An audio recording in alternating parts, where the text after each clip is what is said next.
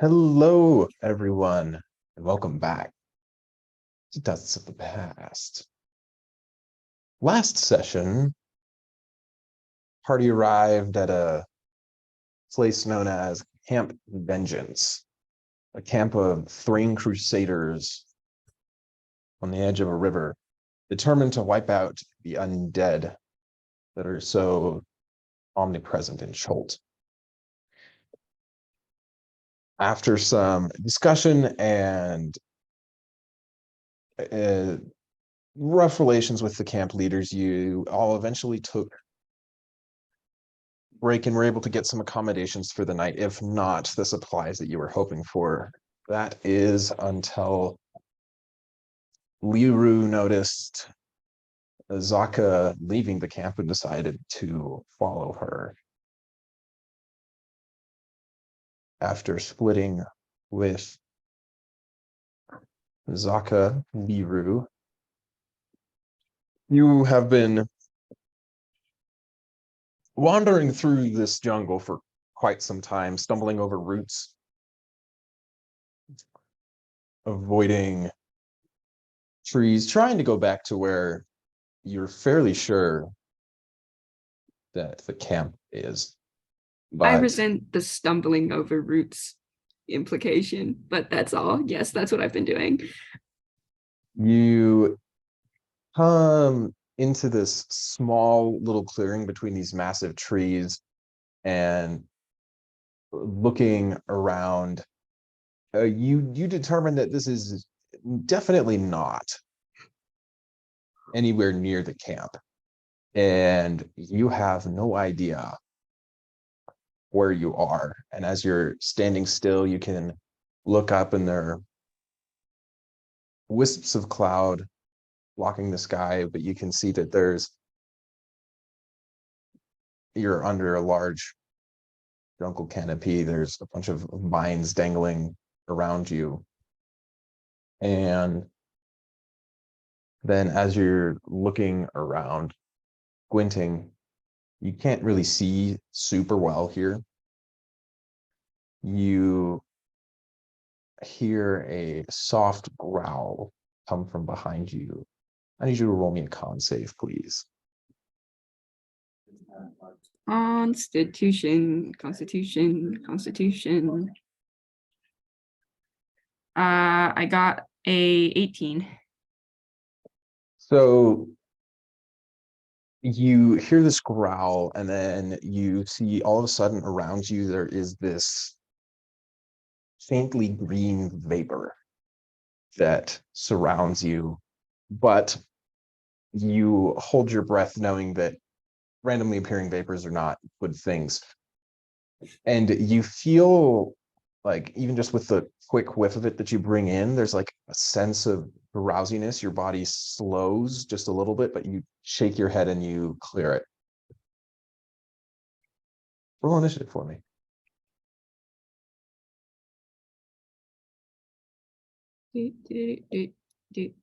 What is my initiative? 13. 13. Okay, Leader, you're up first.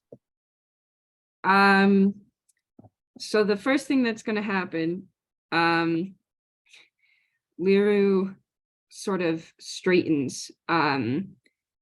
There's a glint in her eye as all of those candles go out at once. And she smiles, almost triumphantly. She's won. She's clever, and she's going to make this work. And then she's gone. I'm going to use a bonus action to shift into Kamakani, and he, if possible, is going to take the hide action. All right, he can try and do that. I have never, ever in my entire D&D history taken the hide action. Can you please tell me how I do that? So if you want to take the hide action, you are going to need to tell me two things. What are you hiding behind, and how do you plan to stay hidden? And then you're going to roll a stealth check. Okay. Kamakani is going to sort of duck back into the cover of the trees. You said we were in a clearing. A small clearing. A small clearing, yeah. So he's gonna kind of dart across away from that sound that's behind him, and try to use like the shadows of the canopy covering the undergrowth from the moonlight and the thick Chilton trunks, all those draping vines and gathered undergrowth and blooming flowers and all that. He's going to try to use the color and the darkness to his advantage. All right, roll me a stealth check.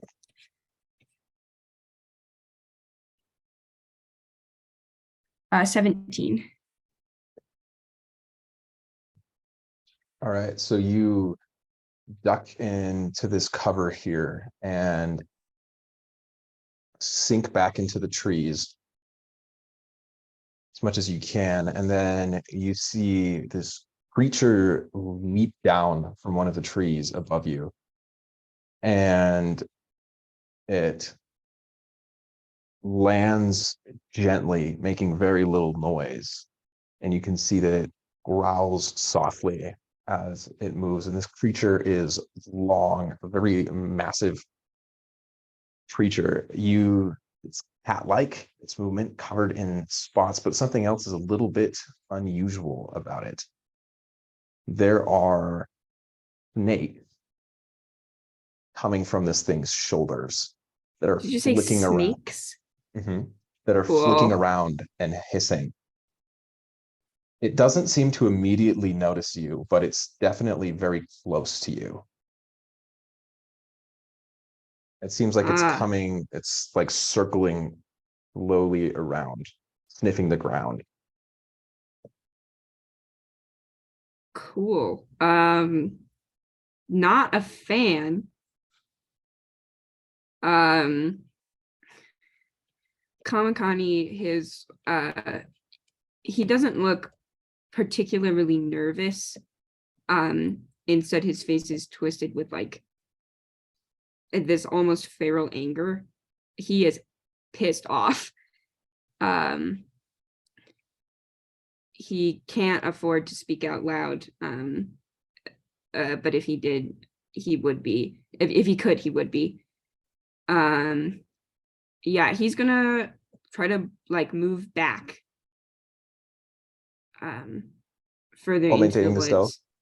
Yeah, continuing to be stealthy, just kind of putting Okay, so you can move at half pace then. Space between himself. What? So roll me another stealth check and you can move at half pace while you're doing that. Okay. 16 this time. Okay. So you're moving slowly back into the woods, and you just quietly place your footsteps down, and this thing continues to prowl generally in your direction. And it's getting much closer to you. It's probably only about 10 feet away now. Okay. Kamakani sort of squints to the side. He takes a deep breath. 1 second. I gotta check the range.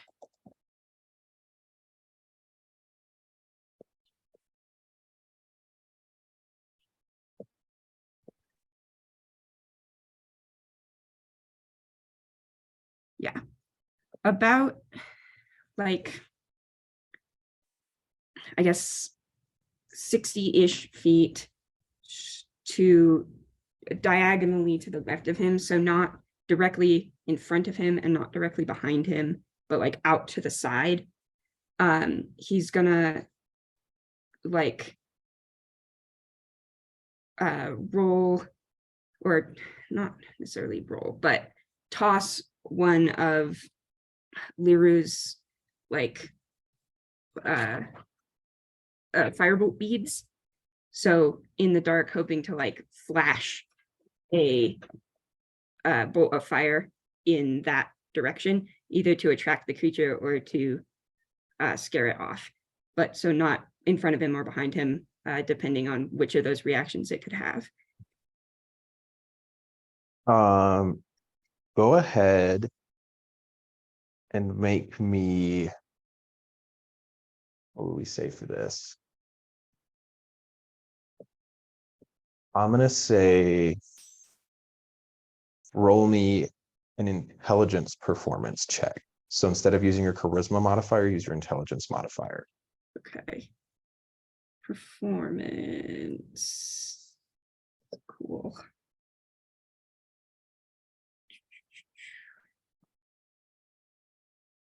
$23. 23. All right. So you flash this off into the distance, and the creature's snakes immediately snap up to attention and all look that way. But the main creature itself, you see, has its eyes closed and is sniffing the ground. Interesting.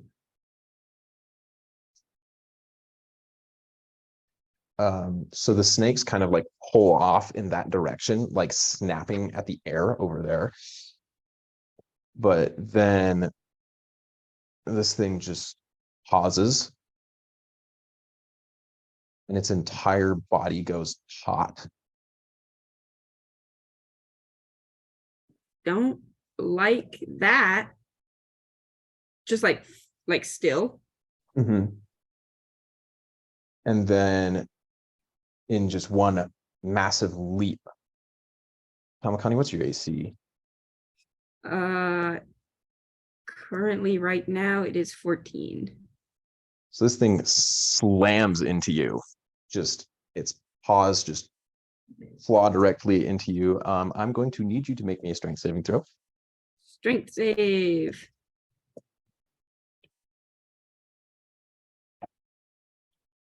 Oh, 21.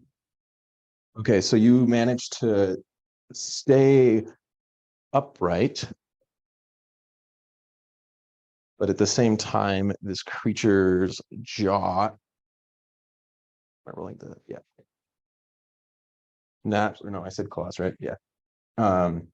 So you like stumble back, seeing this thing. You have a little bit of an opportunity, and so you're going to take.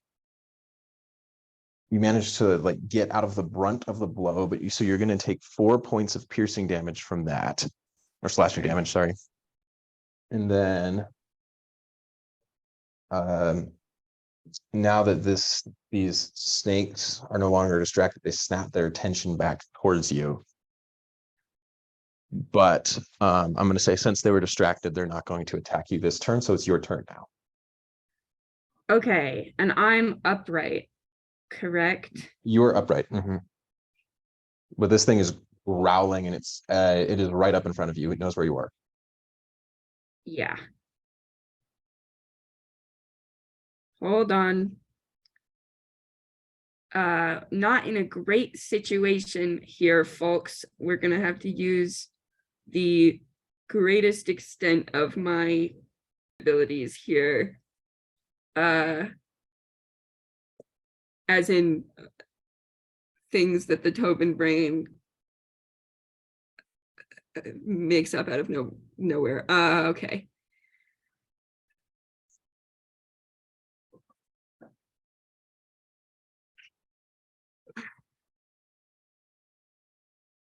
So this thing is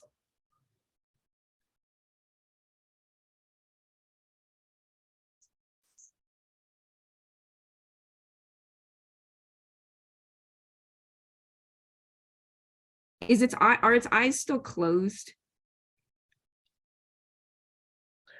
Yes, they are. But the Okay. snake's eyes are not. The snake's eyes are not. So I'm assuming here the body, the cat body is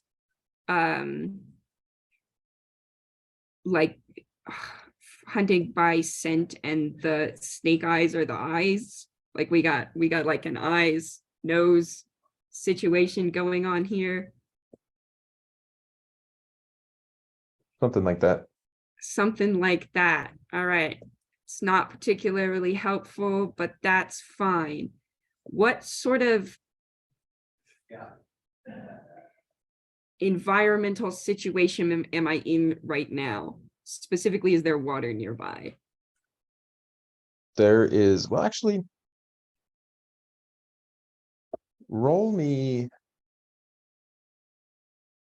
because it could be, so it's just going to kind of depend on where you ended up wandering. Roll me a D100.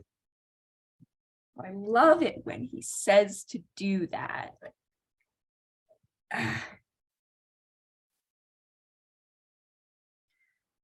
Ooh, I got a 96.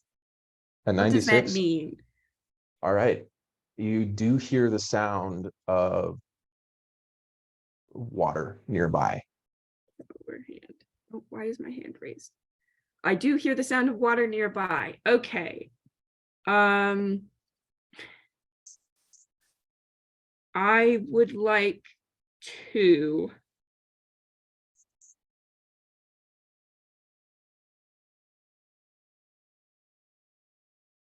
use the disengage action to get out of there without getting opportunityed. And then I want to go to the water, get to the water. Okay. So you slip away trying to just like look in between these snakes as then you start running back that way. This thing is going to,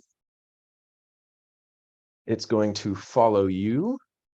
Your AC is 15, you said? Yes. Okay. So it lunges towards you and you manage to duck out of the way, but it's now in front of you, blocking your path. And then these snakes snap at you, but you manage to stumble backwards out of the way. But now it is in front of you. Now it's in front of me. Don't really like that at all. Gonna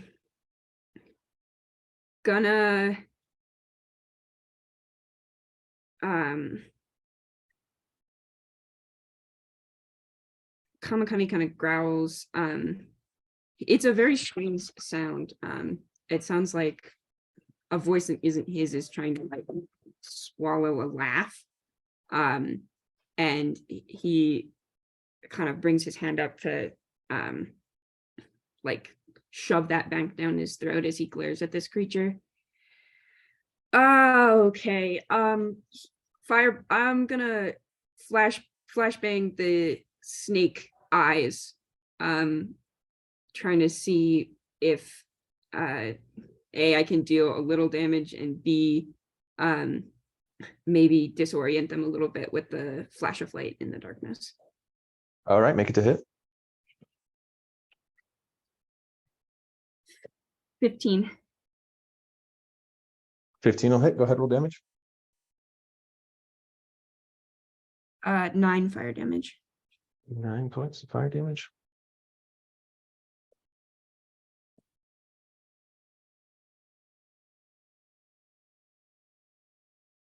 All right. So you shoot a bolt into one of these snakes, and the one that you hit kind of like hisses and pulls back. It seems to be noticeably wounded.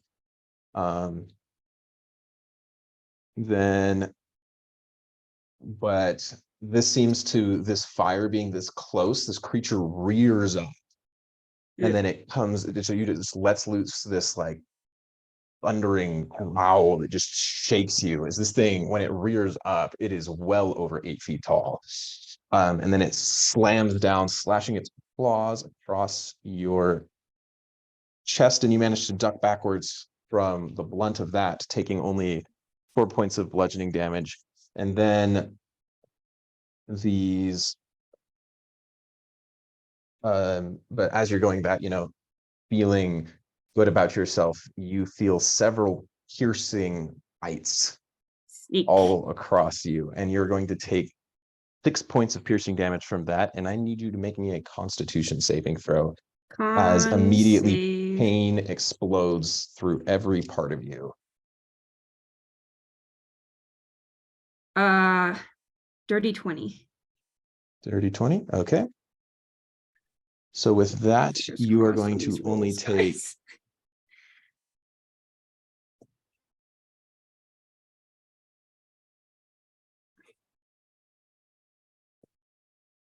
9 points of poisoning damage. Oof. Kamakani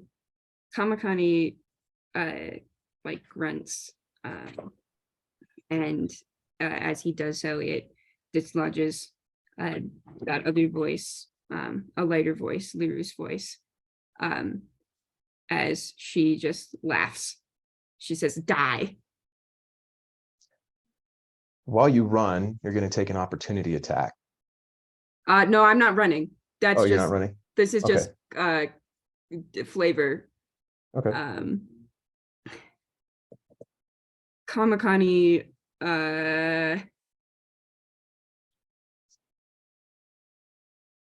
all right. What kind of situation do I got here? It's still in front. Is it still like reared up? Did it Yeah, rear well, back it's like up? slammed down, so now it's just like hackles raised, snakes coming out from the shoulders, Can standing right in I front of you. get around it with some disengage and movement? Mhm. Awesome. I'm gonna just keep going towards the water. Okay. So with this disengage and movement, you run and you see the water, and your feet hit the water just as this thing's jaws slam it into the back of your neck. Ah. Roll a strength saving throw for me, please.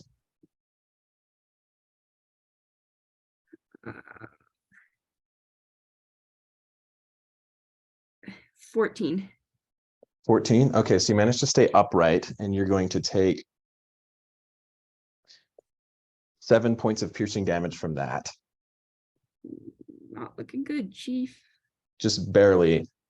And then you see coming towards you with just a low hiss, as these snakes come around, and all of them, except for the one that is injured, latch directly onto your neck. So you're gonna first off take. Don't even roll me damage. That's it.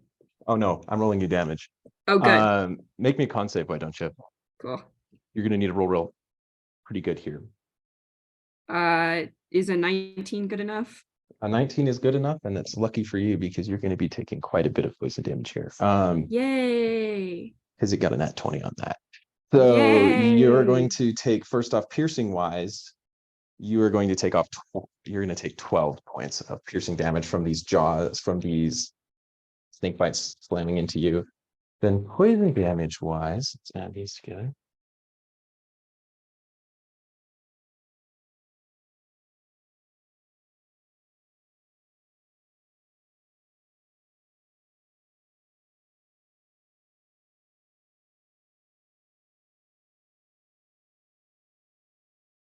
This is what you get for using all your spell slots to heal people in camp and then You're going not to take- sleeping because you're insane.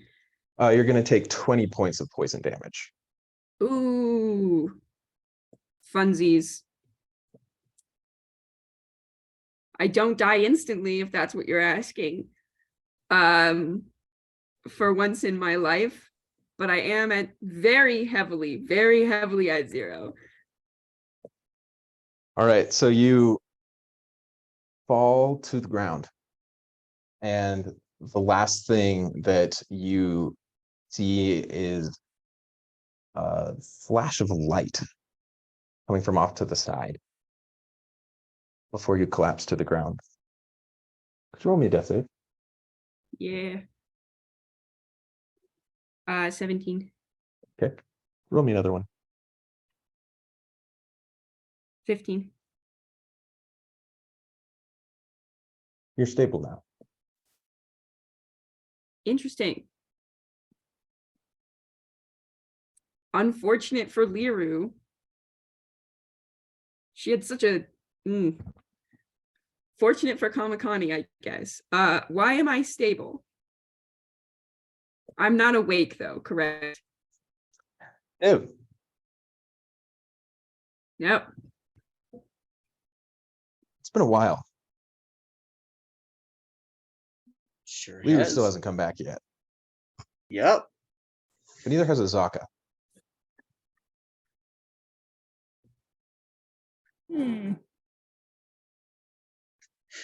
One of these people I trust out in the jungle for long periods of time at night, much more than the other.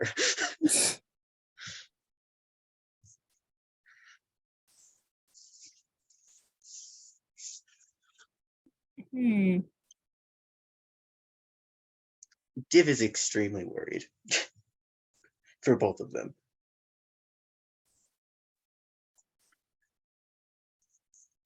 You're just sort of near the edge of this wall and you've slowly sunk deeper and deeper into the ground.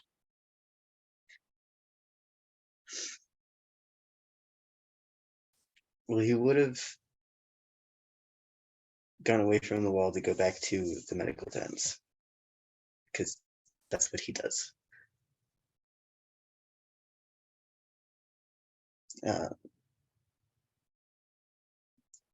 But the longer it goes without anybody coming back, because at the very least he would hope that Lever would come find him.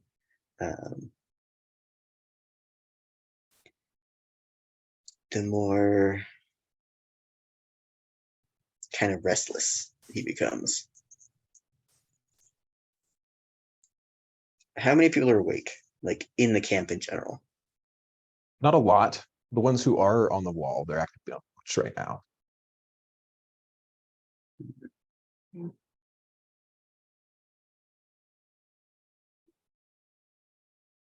Can I ask them just if they've seen anything? Just, which I'm sure is very unsettling for them, for this giant metal lizard to just walk up and be like, hello. And you like you have to seen shout anything? up at them and then they like turn towards you, like they look immediately to the outside and then they turn back towards the inside and they're like holding their spears and then one of them's just like, what, who, what, no.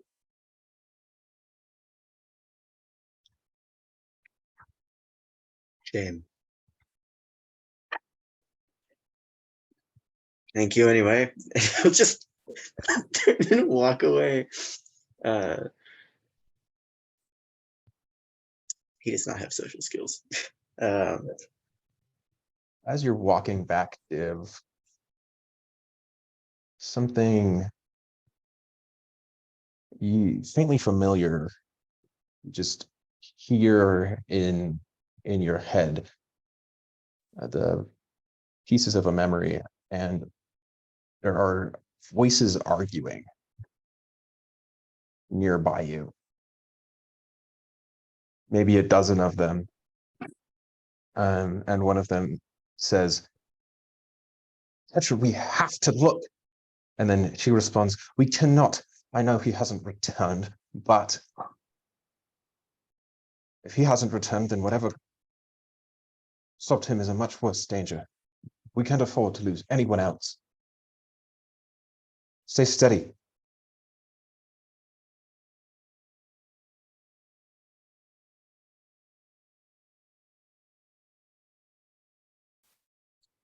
Div kind of stutters in his step, and he grinds his jaw a little bit. It sounds like grating metal. And he kind of looks back towards the wall.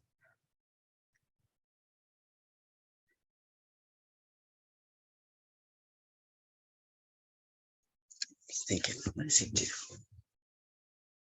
He knows what he wants to do, but what is he going to do?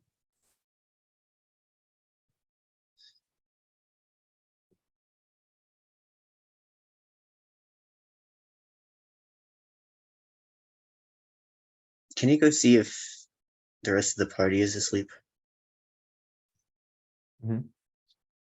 I believe right now they are. Okay. Now Zephyrus doesn't need to sleep very long and only really meditates. So Zephyrus is kind of a loose definition of that. Well, Div doesn't sleep either, technically. So Everyone else is just snoring, and Zeph is like crossed, like it perched on like the tip of one big toe, like Exactly. It's exactly what he's doing. every night he just picks a random yoga pose. Yes. Sometimes he's lazy and he just does like mountain pose, which is literally just standing like this.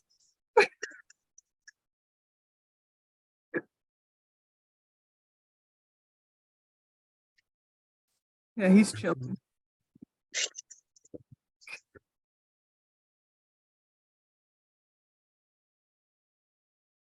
Um,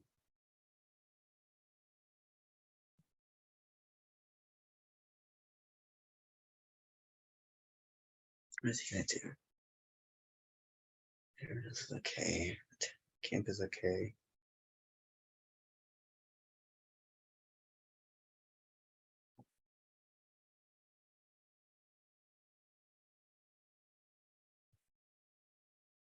Sorry.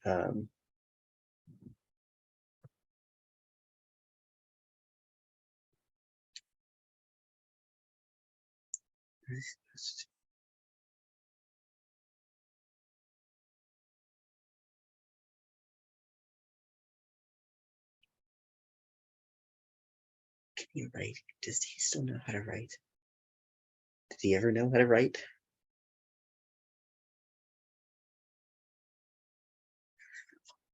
Um,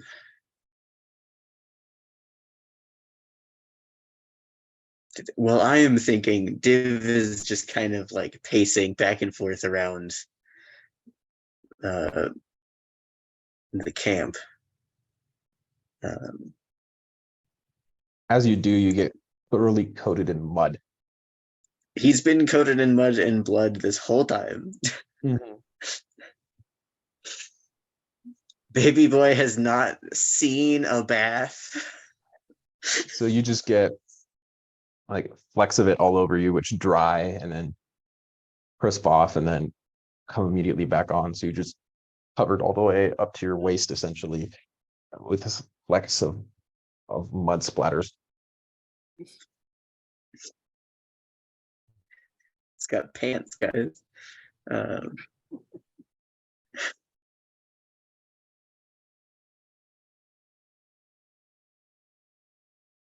Here's what he'll do. On one of his kind of increasingly frantic, I guess, is the best way I can describe it, kind of treks around the camp. He'll stop by, if I remember correctly, it's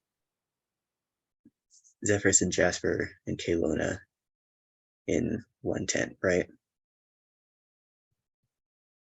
Cool. So he'll stop by there and just kind of like stick his head in a little bit, kind of look around. He can't look, but you know, he sweeps anyway. He'll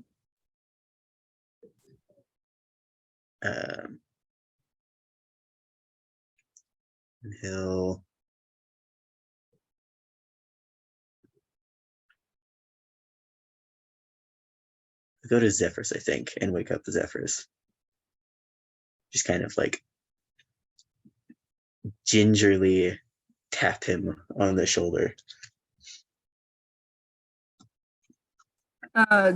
Zephyrus like opens his eyes, kind of like just shakes his head and he's just like, "What? Oh, Div. Hello. The time to be moving on? What's happening?" It is the middle of the night. I am. Liru left, and she has not come back. I'm going to look for her. Oh, that's worrying. Yes. Would you like help? You should stay and make sure everyone else is okay. Go with him. Well, see, there's a problem there.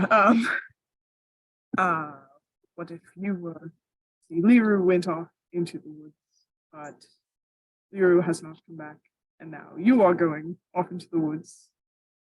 Could be a chain pattern. Zephyrus is like, We should stick I'm with the doing math. math. It does not add up. We should stick with the buddy system. I'll come with you. Yeah, I'll write I it. feel He like looks around for like a scrap of paper and he writes a letter to Jasper. Just be like, be right back. Gone to Zeph and Div. And then he's just like puts it on Jasper. BRB, Zeph and Div. It's got like a big smiley face with like one eye is an X. Incredible. That's how you know Incredible. that Zeph signed it. If it were Div, there would be no eyes. Zeph grabs his knives and then he arranges them in his like sleeve pockets. Says, "Let's go." I do believe I would be fine. Oh, I don't doubt it. It just makes me feel better if I go with you.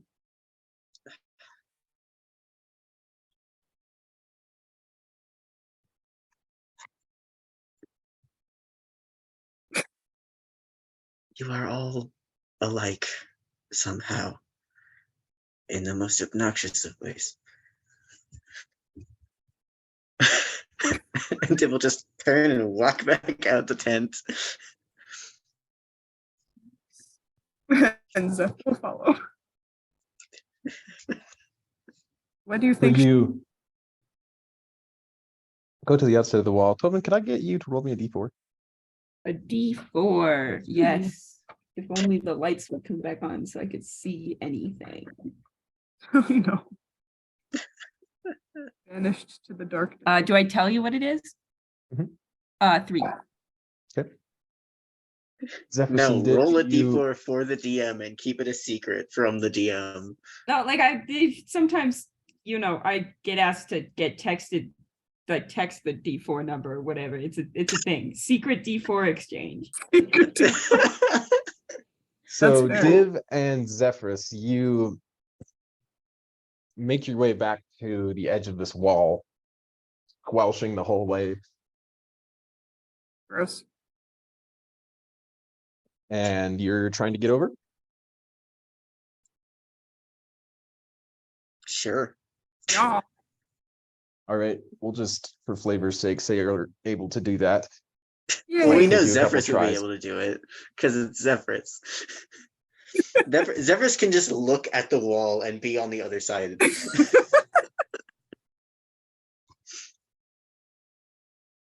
Yeah, Div, your way is kind of like slow and painful as you have to literally claw your way up, and then Zephyrus just kind of sprints up the wall and then like perches on top, waits for you, helps you over the last little bit, and then gently floats down the other side while you like grind down wood. it's like Div Gecko climbs up the wall and then just kind of like flops down the other side. Just thunk. Okay, let's go. Okay, so now you are out of the fort, facing towards the jungle. You can just occasionally see flicks of light as something glowing appears just for a couple seconds, and you hear just noises of all kinds of creatures back there. what would you like to do? Hmm. There do be creatures. There do Creature be scraping. creatures. I'm trying to think of how I could possibly track Liru when she is incredibly lost in the woods.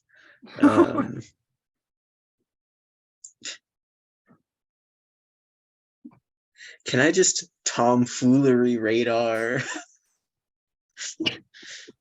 In I what cast direction are the sense idiot. shenanigans? Sense idiot. Detect idiot. Find The Div, entire how party fast just are you lights trying up. to do this? Or are you trying to like are you trying to take your time, or are you trying to just like pick up anything you can? he's trying to pick up anything he can. It's methodical, but like also panicked. It's a very like calm panic. Okay, Div, make me a perception check. No, not a perception check. My bad. Sorry, survival check with disadvantage. Great. We win those. I threw my dice across the floor. Good job. Don't worry about it. Why do you do this to me? 8. No, 9. Sorry. It's a +2.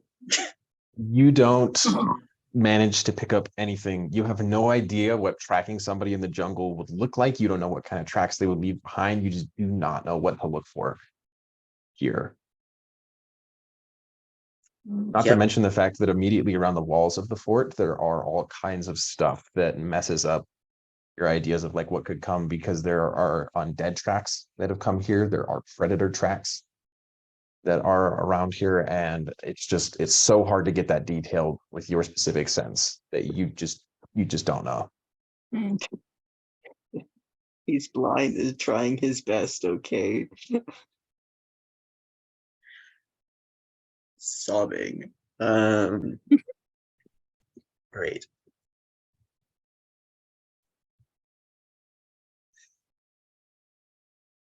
Can I just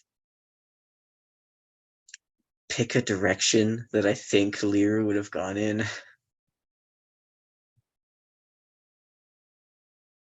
You can do that if you want.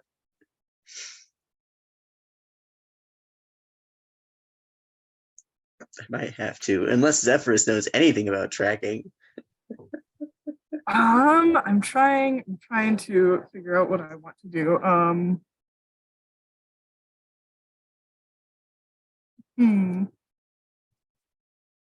Like I have something that I can try, but I don't know if it'll work. Honestly, I have no idea if it's gonna work. I would like to use detect magic. Can I Okay. detect magic? So Zephyrus is going to bring his 2 fingers up to his face. He's going to close his eyes, and his eye on his forehead starts to glow. This time his expression is pained as it's glowing.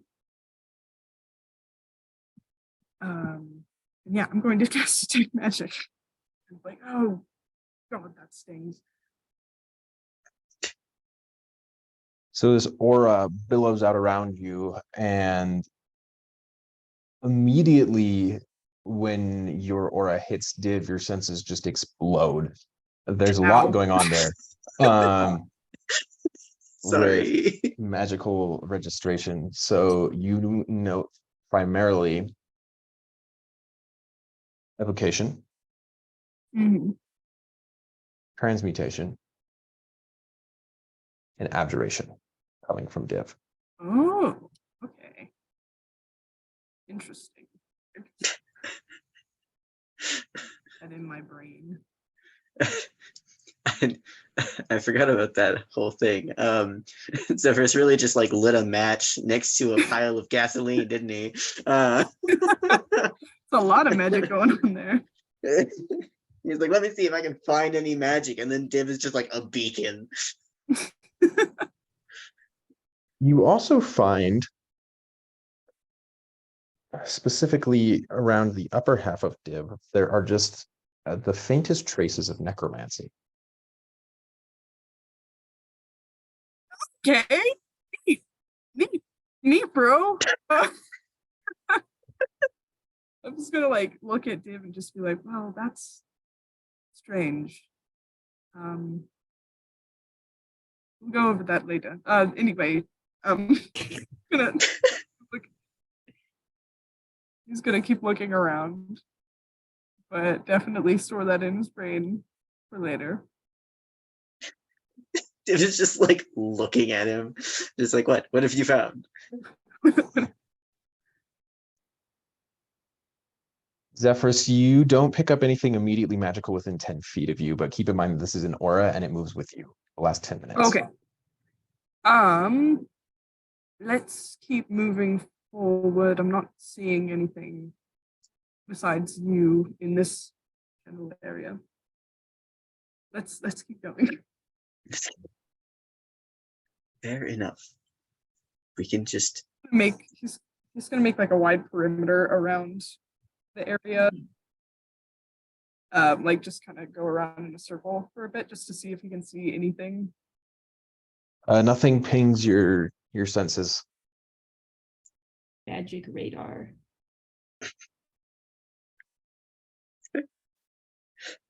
and it's constantly going off, but it's just Div.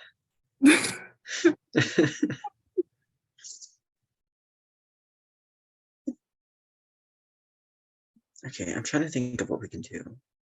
Because if I had message or sending, this would be a lot easier. But I don't.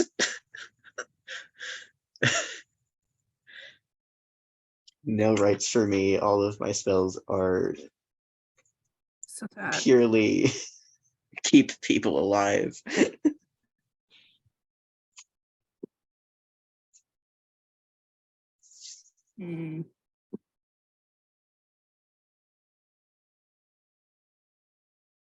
Kamakani,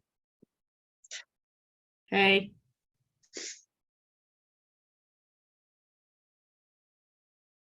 your arms are tied with vines to the trees around you, as well as your legs. You're held aloft.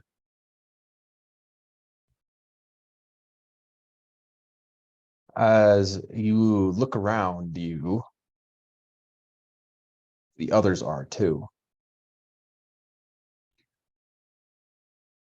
Very interesting. Are they awake? They are. And by the others, you mean the others. Mhm. Okay. The first thing all of them are going to do is, well, except for the angel, the first thing all of them are going to do is like look around, get a sense of where these vines are coming from and what sort of substance they are suspended in. Are we in air? Is there dark around us? Is it white? What's going on? So as you look around, you see this jungle setting that you're in. You seem to be tied to trees, but it fades rather quickly on all sides. And then as all of you are looking around, these snakes wrap around these trees, and then they open their mouths, and coming out of it are these tendrils of green that start floating through the air, reaching towards each of you one strand at a time. It first hits Marcius, and incredible pain starts to shoot through him. And then his leg starts to dissolve where it hits him. Then As it hits each in turn, immediate pain shoots through, and then they start to dissolve. Except for Kamakani. Kamakani, when this hits you, nothing happens. And you reach out and you're able to seize it and dismiss it with your mind. And then looking around, you come to a realization. You are the one in control here. This is your house. Um, And these simple Kamakani- things of mortal creatures, like whatever that beast was, can't kill you.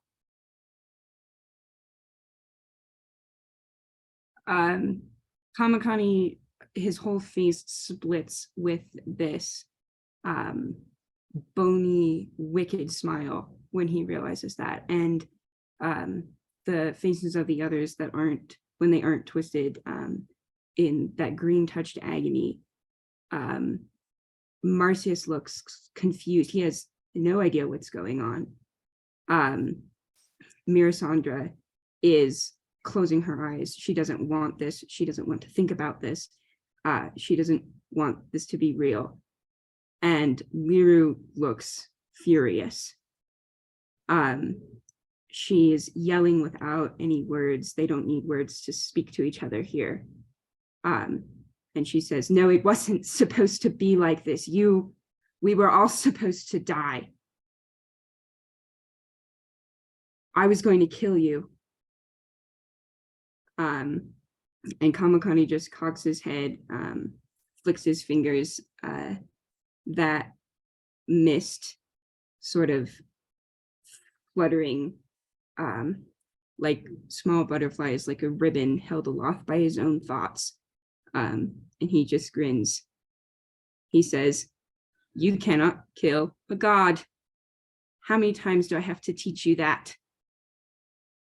And then he's going to concentrate pretty much all that green, all of that mist, all of that agony on Liru. As it goes towards Liru, you feel something off to the side. It's strange, but easily dismissible at first. And then all of a sudden, the temperature drops. It gets colder and colder and colder. And then just before the mist hits Liru, it freezes along with everything else in this strange space. Not before most of her is dissolved, but it leaves just her face. And then you blink awake.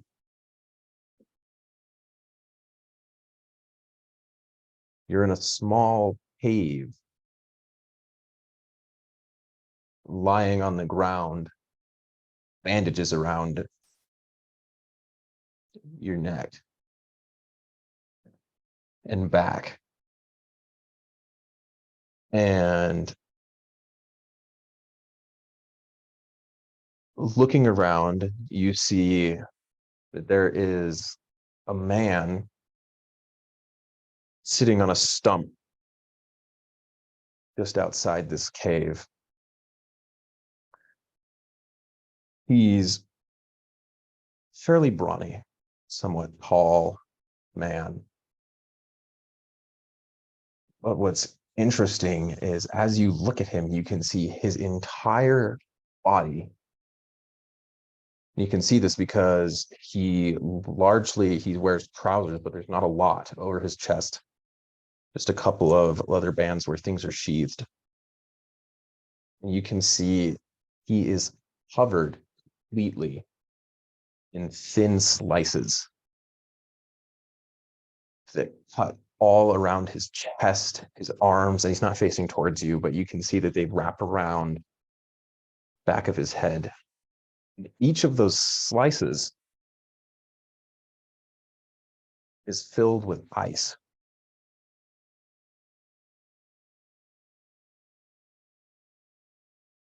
Okay, just so I'm picturing this, they're like thin lines of ice, like level with his skin. Are they protruding from his skin? They're level with his skin, so it's like something It's like cut tattoos into his of skin. ice. It's almost like something cut into his skin, and then it, instead of scab forming, it filled in with ice. Very interesting. All of them are, Kamakani, you would know this as you're extremely experienced with this particular art. Those all come from a blade, not claws or a creature of any kind. Those are all slices from a blade. Interesting. Very, very interesting, boys. And he has hand skin, which contrasts sharply with this ice, and blonde hair. It's matted Mm. in the back. And as you blink awake, he turns towards you, seeming to have picked this up, and he says, "Jungle's not kind to strangers. Doesn't take intrusion well. You should be careful out there." Kamakani sort of smiles. He does a fairly good job pretending to be sheepish. He says, of course it was my mistake. I wasn't in my right mind. If you did help me, I appreciate it. All my thanks.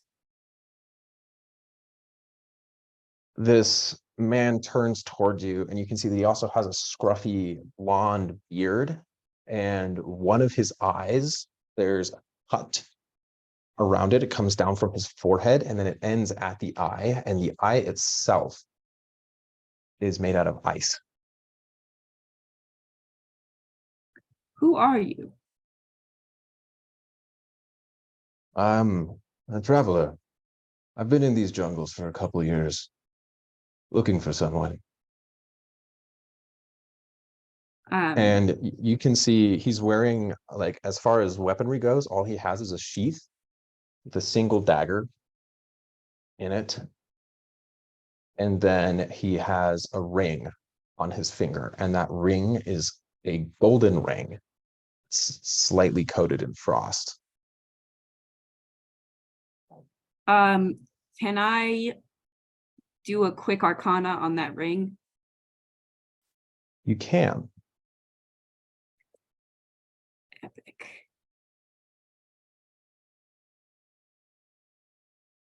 $18. That ring is distinctly magical.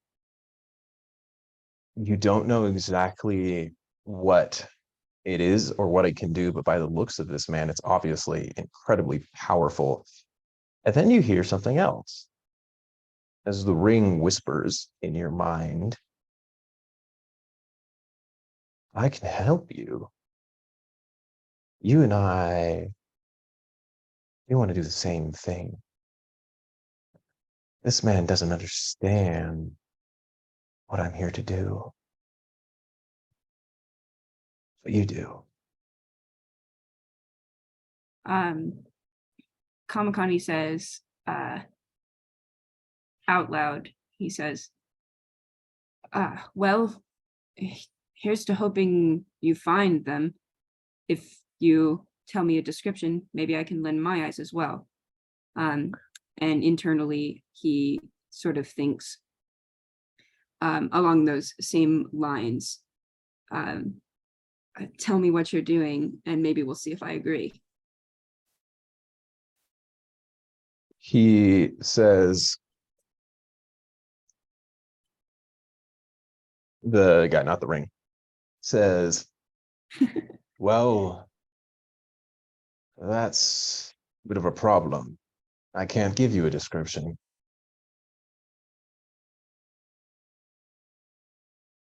And why's that?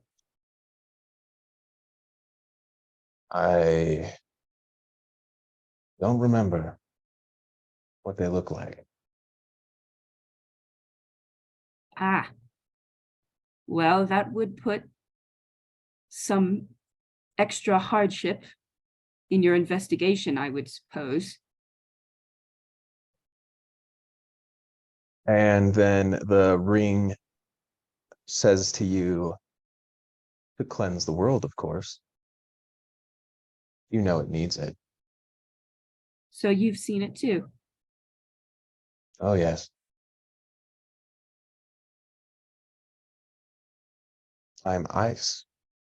You are fire.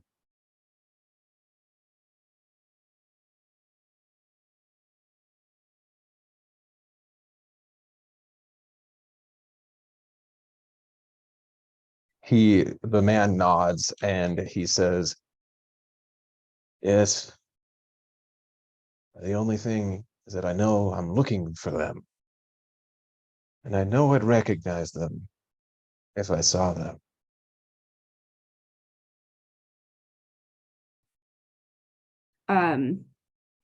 Kamakani shakes his head. He says, do you remember their name, what they sounded like, what they were to you?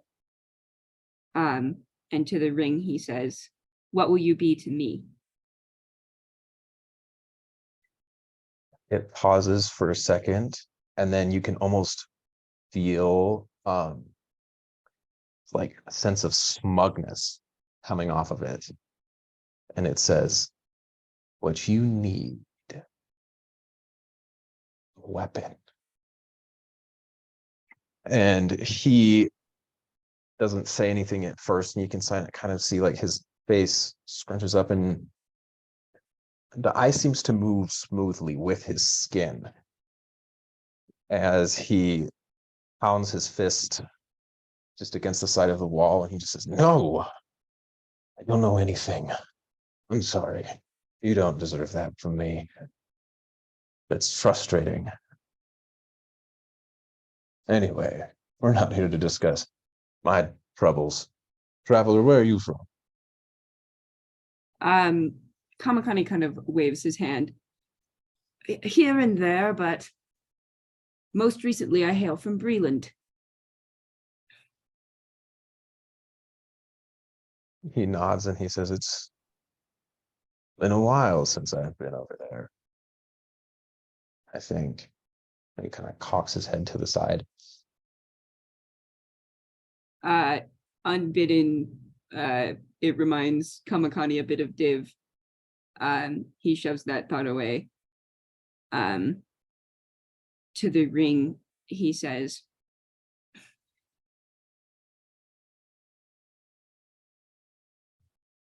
and how would I wield you? Weapon.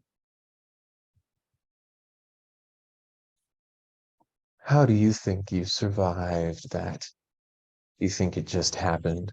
You think that creature wouldn't have ripped you to shreds? I saved you. Kamakani does not entirely believe that, but he does recognize sort of that icy flash and the feeling of that power inside the headspace that he so recently came out of. He knows it's powerful, and he says, I have no doubt of that then. Am I supposed to wear? Am I supposed to somehow separate you from this? He kind of searches for words. Mortal? Yes. He uses me as a tool. That is not my purpose. I'm not here to save lives.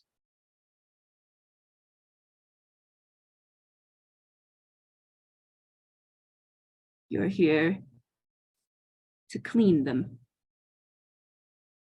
Yes. Freeze what shouldn't be there. Everything shouldn't be here. Exactly. We've ruined it. I'm glad you understand. You would be a worthy wielder. I can show you things you've never even imagined possible. The entire world. Coated in ice.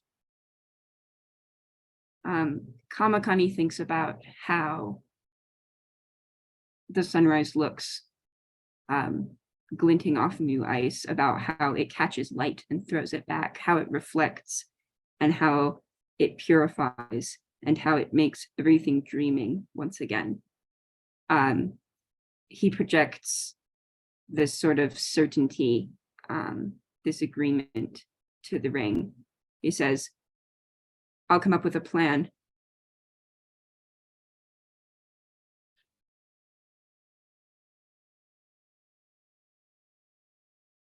Then the ring says, good. Good. And then it suddenly fades, just stops. And you just see all this man does is he just glances down at it. And then he looks back up at you without saying anything. And he says, so are you alone out here? Kamakani like waggles his hand back and forth. He snorts. He says, I have companions. They took the journey over with me. And where are they?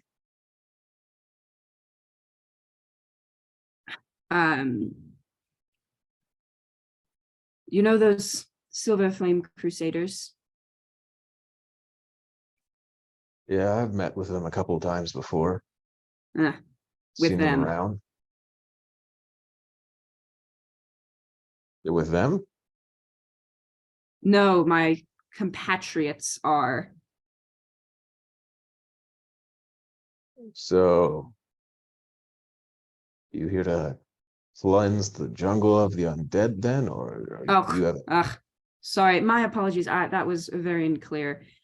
We're boarding with them, as in one of them is incredibly sentimental and stopped to try and help, and the others stopped to get a little bit of rest. Well, I don't know how long I'd stay in that place. Most people get sick within a week there. Like I That's what I said, saw. incredibly sentimental. I mean, this close to the basin. Well, and as he says that, you can see that there are, insects buzzing around as there typically are. He just says, making a breeding pool isn't my idea of survival, but I've got no place to judge them. Kamakani kind of chuckles. He says, yes, you would think they would have plenty of the buzzing and the fluttering just as things are. He shrugs and he says, but they have a path and they stick to it. You got to admire that. A lot of people don't. I suppose so. You have a path, though. A quest.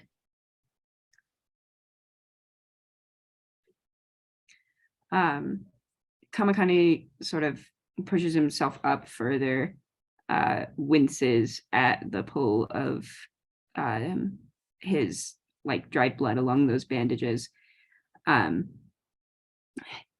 He dislikes the mortal body. He much prefers it when he He much prefers it when he's in control. And the physical world has never been particularly in line with that. But he shakes away the pain, kind of shakes away the distraction. He says, I owe you quite a lot. I wouldn't want to part ways quite so quickly without doing something to repay you. He smiles at you, and you can see like his one eye that's still in good condition is like a crystal clear blue. And he says, you don't need to repay me. Just encountering stranger and helping them is payment enough. Now we should get you out from being in here alone.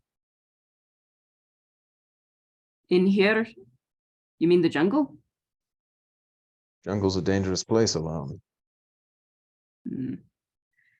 Unfortunately, I am never that. He sort of just says that under his breath. He lifts a hand to kind of prod at the wounds on his neck, kind of grimaces. He says, what was that thing? It's called a Commodon. Kind of predator that lives here. I did notice that part. And night hunters. It's a good thing it didn't knock you out first. That's what they normally do. And a good thing there weren't two of them. They sometimes hunted mated pairs. I guess it just didn't see you as that big of a threat. Kamakani sort of bristles, but he did almost die to this thing. He has a little bit of, at least a little bit of self-awareness in that fact.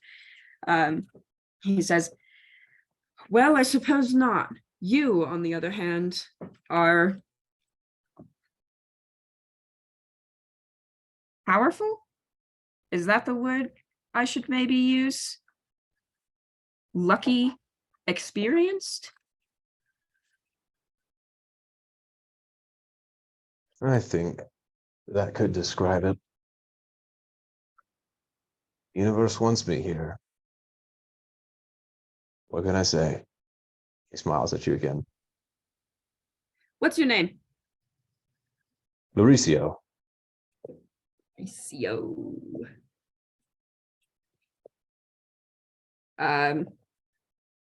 Kamakani extends his hand. I'm Kama. He shakes it. Which hand does he shake my hand with? He shakes you with his right hand, which is not the hand that has the ring. Cool, noted. Thank you.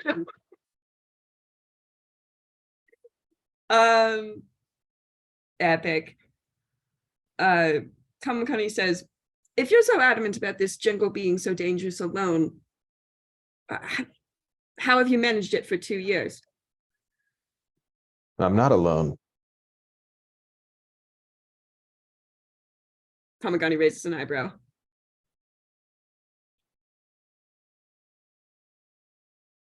He just doesn't say anything else. Now, we best be getting you back, I think. Sure, your friends are worried about you. Not me. But he stands up, sort of tries his best to like roll his neck a little bit, thinks better of it as those bandages extend. He grumbles something about beasts, and takes a step out towards Mauricio.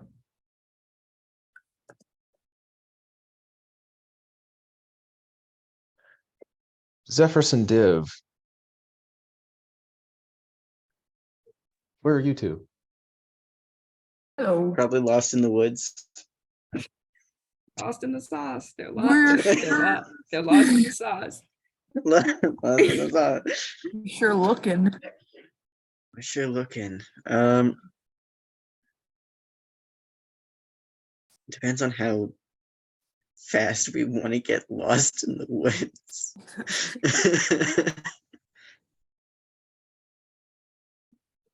I mean, Div probably just like picked a direction and started Picked a walking. direction? Pretty much. Like he's listening and looking around as much as he can for any sign of anything, but that's about it. All right, roll me a D100. Cause Never had this many of D100 rolls in a Oh, session before. boysies. oh, I can actually go get my golf ball. Hang on. Golf ball. Golf ball time. It is saved from its place on the windowsill. It comes out of retirement. Look at this beautiful thing. Beautiful. Thunk. 72. 72. Okay. So you go off in where you think that direction is, where you think that maybe Liru could have gone. I'm blind and alone. Can I make like any perception check to see if I can find like a trail or anything? You can make me a survival check if you want. You're Okay. gonna have disadvantage though because it's at night and you only have one eye. Oh, even All with of my these dark things vision. are true. That's sad. That's what happened. Tracking is harder with only one eye. Throws Yeah, your depth you're perception right. off. Oh, And even harder with no eyes. well, I rolled a nat 1. Bad. We're really good at this. I'm so so glad I good at woke this. you up. You find what you're pretty sure could like probably maybe kind of be a trail.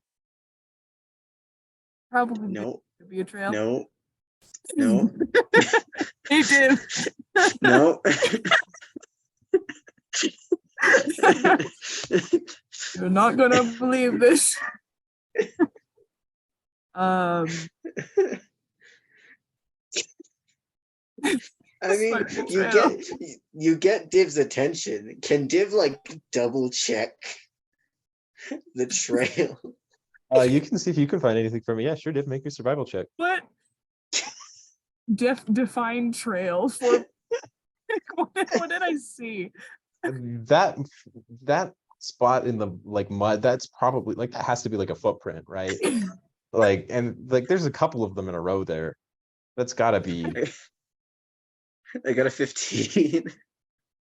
Div, you have literally no idea what Zephyrus is talking about. Zephyrus is like adamantly pointing at a plant with like a singular broken leaf, and Div is just like, "What?" What are you talking let's keep moving. Why don't we? Oh right. Can I make another perception check to just like see? Well, not see because I can't do that anymore, but you know what I mean. Sure. Scared.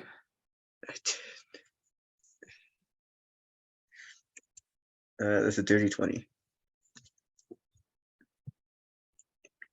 Okay.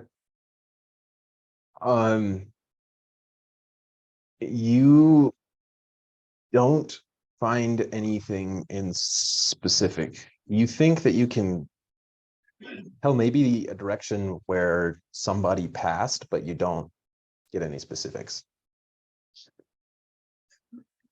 Lost in the woods. Lost in the woods. Welcome to Lost in the Woods, the episode. Everybody's lost in the woods.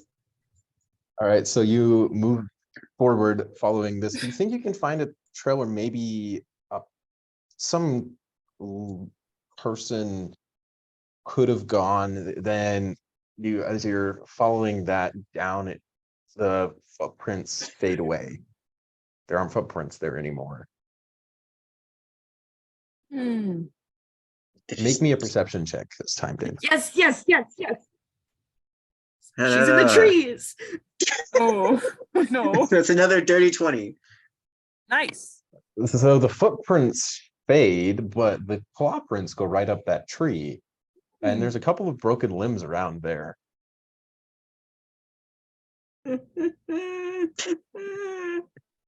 Guys, I found one of the two people that we were worried about.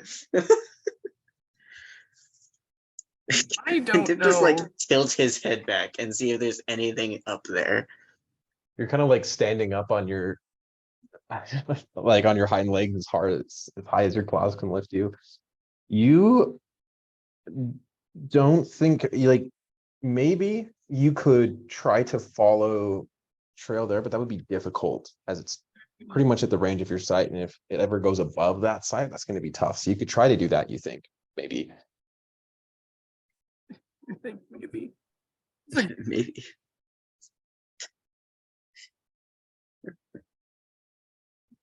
Okay, but I do clearly see that it goes from footprints to claw prints. Yeah, there were like footprints going on the ground here, and then all of a sudden there weren't any anymore. And there are claw prints on this tree right next to where the footprints ended. Cool. Heart emoji, heart emoji, heart emoji, heart emoji. Shut up, you're dead. Not yet. He's about to be when I find him.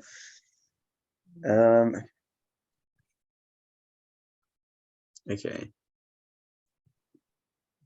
Well, last I checked, none of my friends can do that. So I don't think this is the people I'm looking for. I make sure that nothing's gonna like jump on us from above. Sure, make a perception check. Oh, that's way better.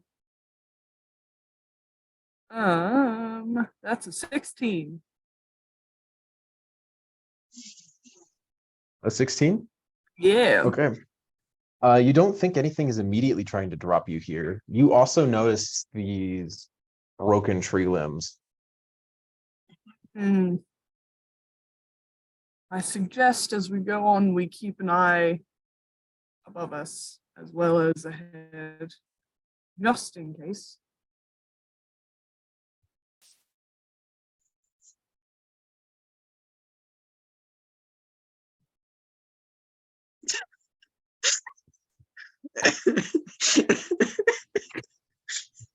I walked into that one. I'll keep mine up and ahead, both. Never mind. Let's keep.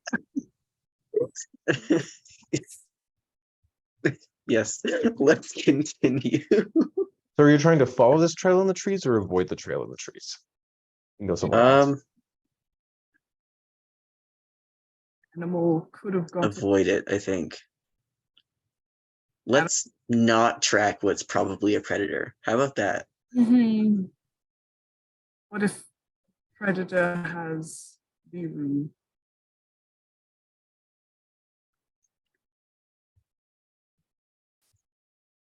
Then I think we might have bigger problems on our hands.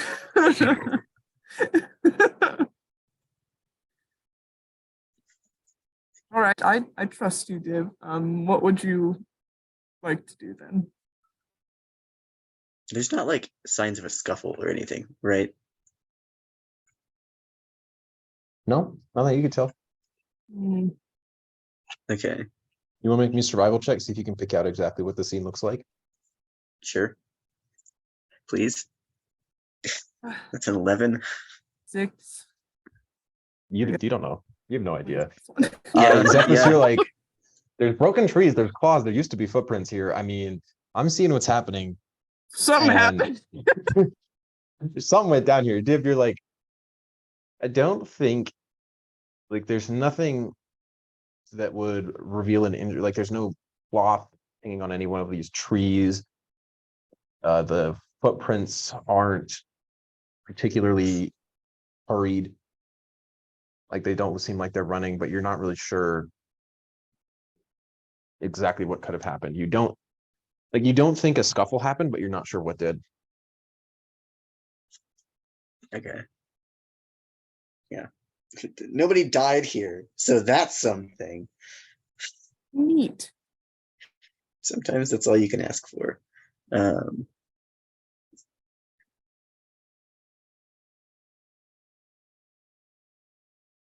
Okay.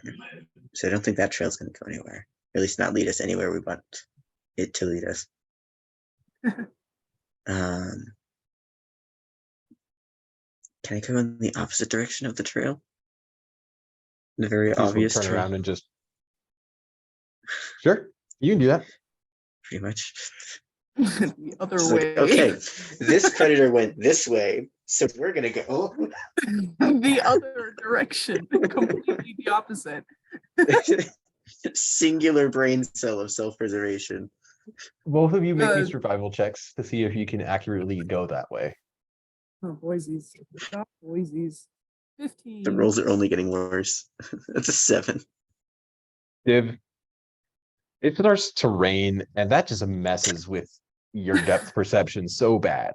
Yeah.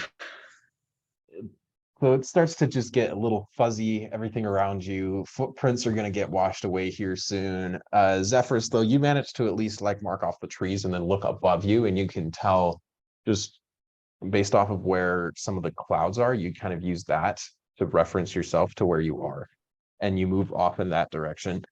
And you think you're able to go in a somewhat straight direction. Neat. And you keep going that way. It's been a little while. I'm very worried. Yep. What? We're lost in the doing woods. Such a good job, guys. I'm Div's half-blind guide dog. This is going so well. Quite literally, the blind's leading the blind. Jasper, Caylona, Good morning. Honk shoe. Honk shoe. when you wake up, I just have a note stuck on my forehead. Mhm. Did it say anything other than be right back? It says gone to find Liru. Gone to find Liru. And Azaka's not here either. No. Nope, it's just us. Oh, it's just us. Well, I trust them out there. Feel like they'll survive. Azaka's most likely with them. Probably. It'll look a little suspicious if we all just up and disappeared in the night.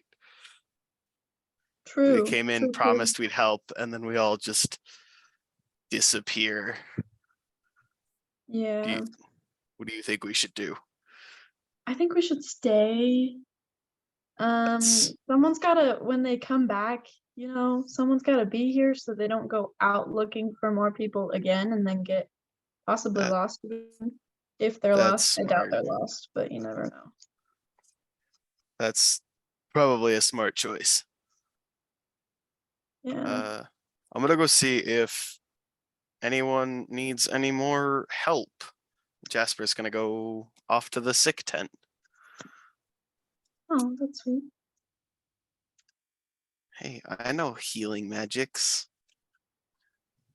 so Caylona Jasper, when you is- get Not gonna do that. She's not gonna follow him. She's just gonna stay in the tent.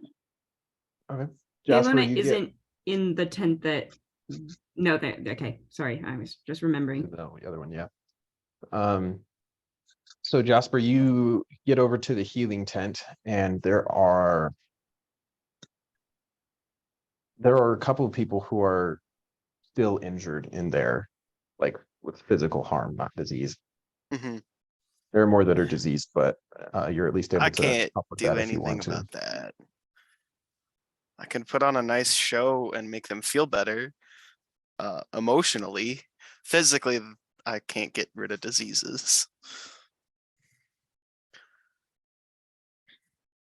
So what do you want to do there then? Jasper kind of wants to go around and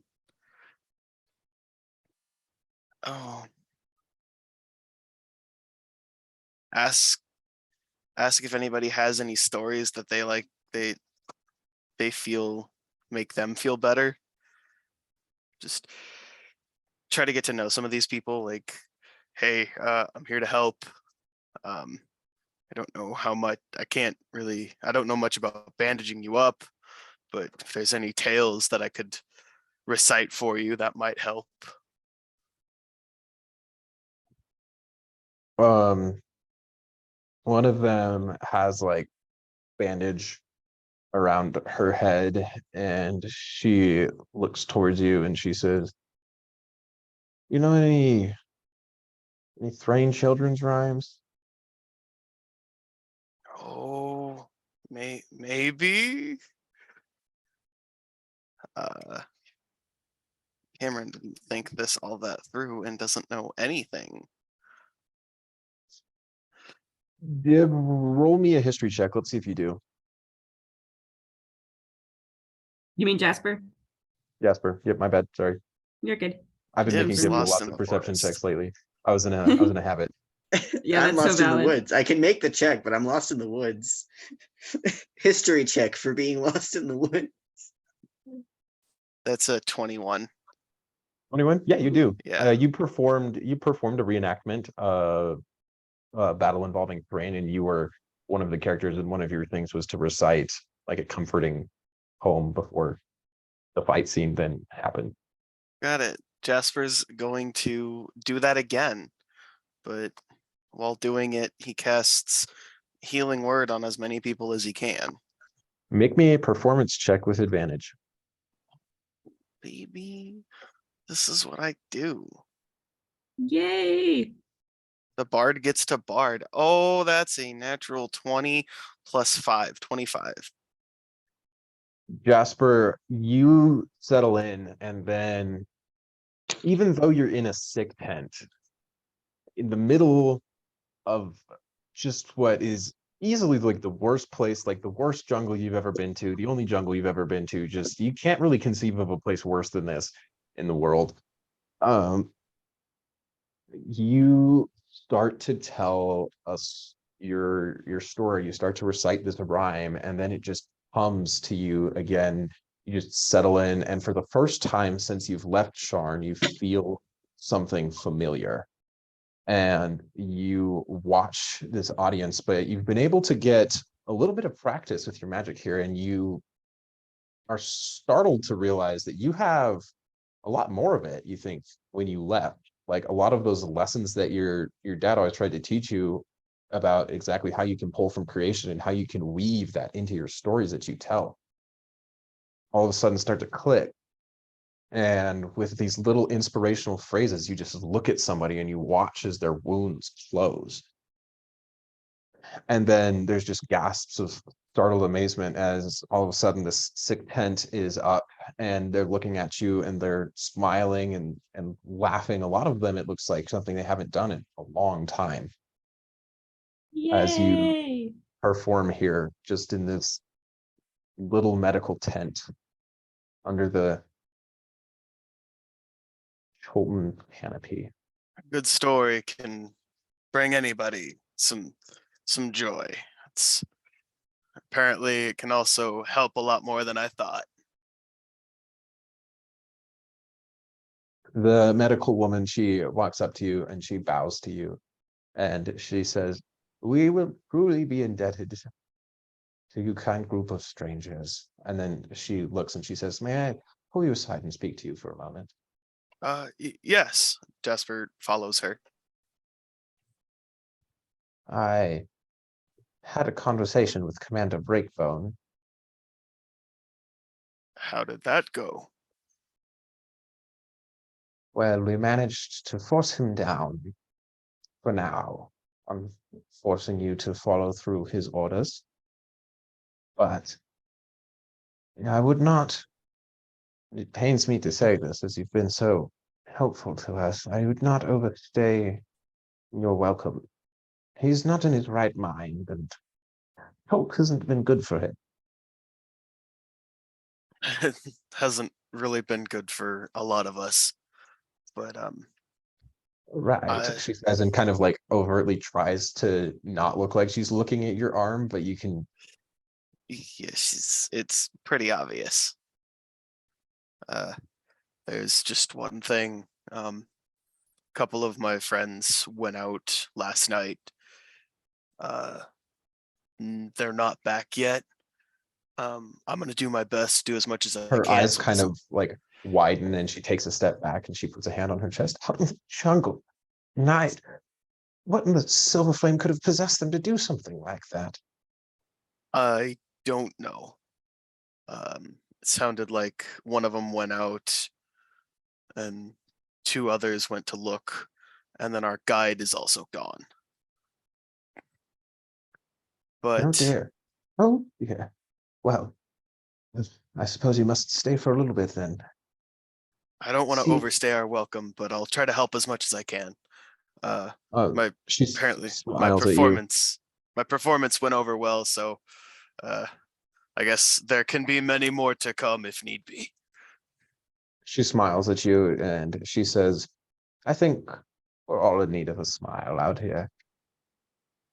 Thank you. We should be able to hold him from doing anything rash, but I wouldn't interact with him if you could avoid it. I would like to avoid it. Yes, that would be best."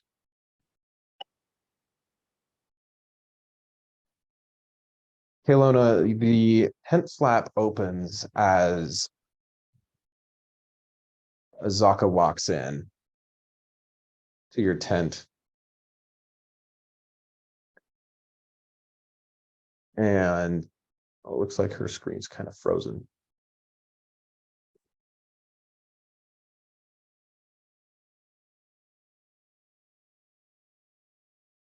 So Caylona, Azaka opens the flap to your tent, and you can see across her back, she has on a string several slabs of what look to be meat from some sort of reptile, as there's scales cut around the edges, and she just has it like swung around her shoulders and wrapped somewhat in cloth, and then she puts it back down and she glances around and she says, "Where is the rest of them? Are they out in the camp?" Caylona just like she was probably messing with her daggers, like sharpening them or whatever. And she looks up, realizes it's just Azaka, like looks out of the tent flap a little bit, realizes that like she came by herself. And she's like, well, Jasper went to go help some people. Didn't you take Zephyrus and Div and Liru with you? "No, I went to get some supplies this morning, as this place wasn't capable of providing them. As they are not back." So they're lost.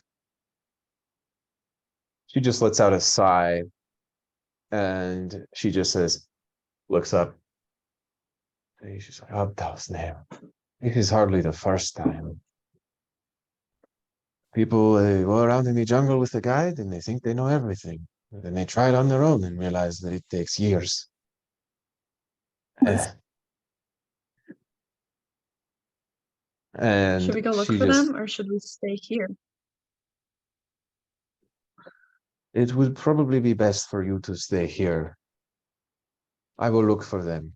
If nothing else, I can at least find my way back." Okay, I'll let Jasper know. Do you need us to put the meat anywhere? Put them in the canoes? "That would be good." And she kind of like looks around at this mildewy tent, and then there's the buzzing of insects coming from outside. A lot of them are coming through like the small holes. "I don't think it will keep well here." Definitely.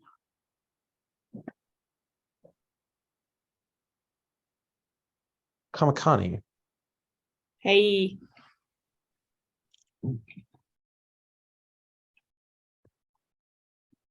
this man, he leads you out, and then you see he takes that dagger out, and the hilt of it has a blue gemstone that is cut into it, and then the actual part of it that's like the cross guard is a round handle, and it's shaped like a compass.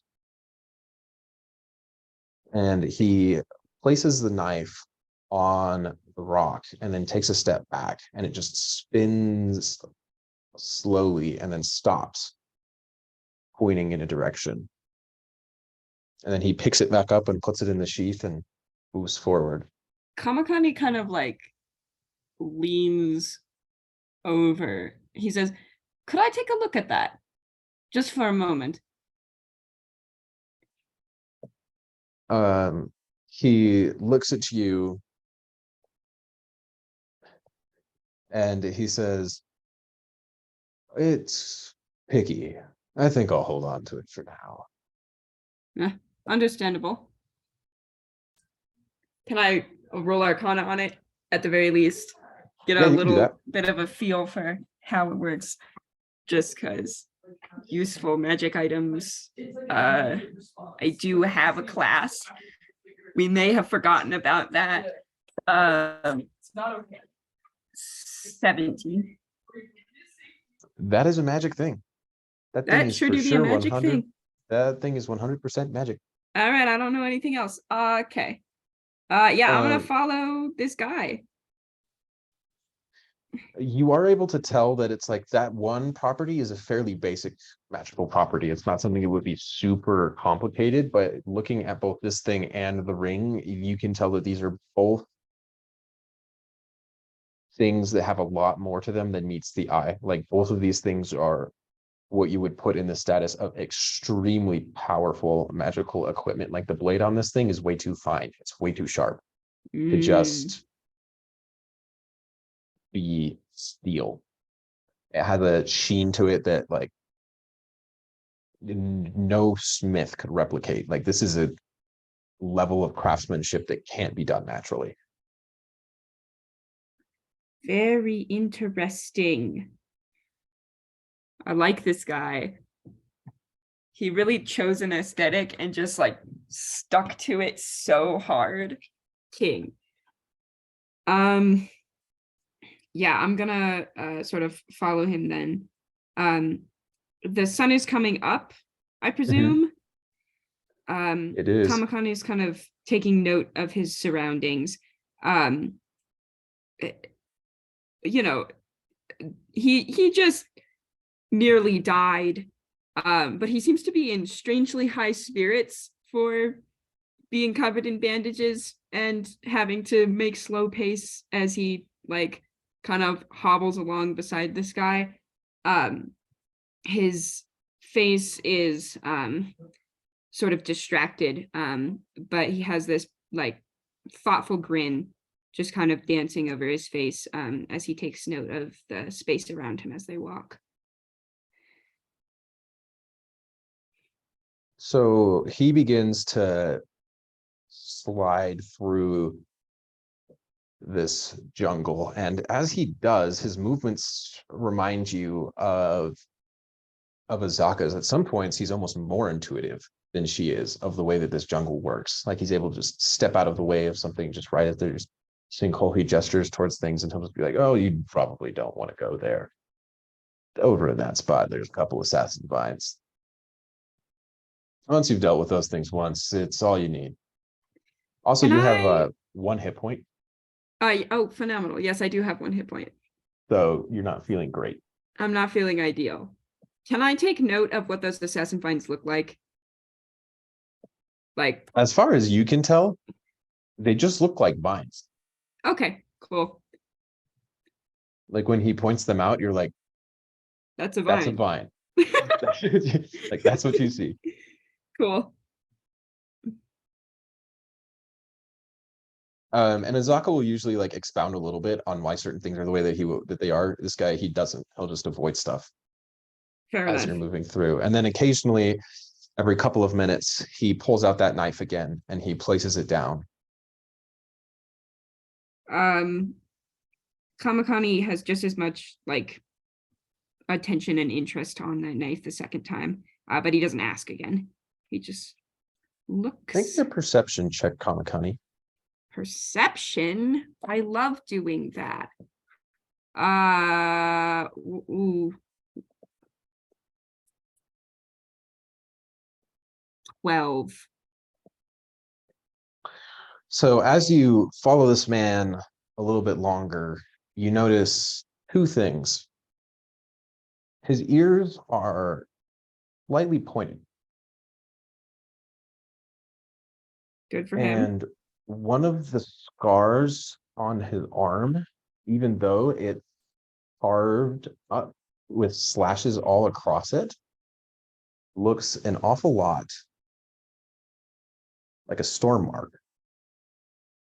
A storm what? Mark of the storm, dragon mark. Oh, interesting. Very, very interesting.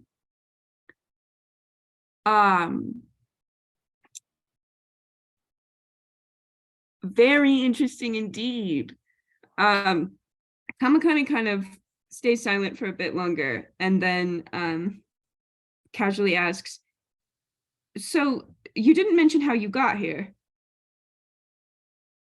I know you're looking for someone, but what brought you to Cholt, of all places to look? He like pauses a little halfway through cutting through a vine, and he says, that's a long story, and I don't remember most of it.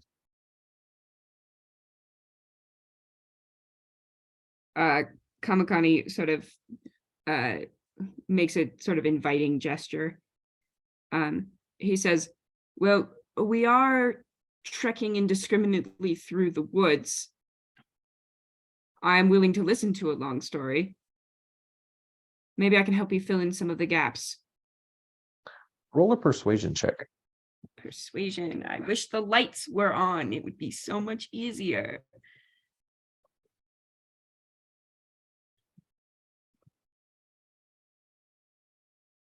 $15. 15. He says, I got injured pretty bad and washed up on the shore. That's all there really is to it. Injured on a ship? On your way here? He doesn't respond to that.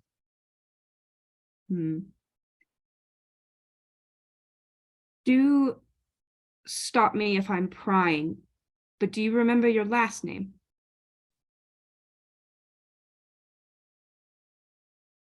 No. And tell me, while we're in the habit of asking questions here, what are you Yes. doing here? What's your goal in the jungle? You probably don't remember, but there has been a serious magical catastrophe that's spread throughout Eberron. I was tasked to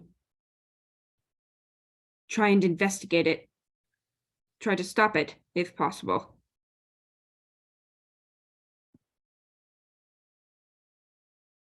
Is that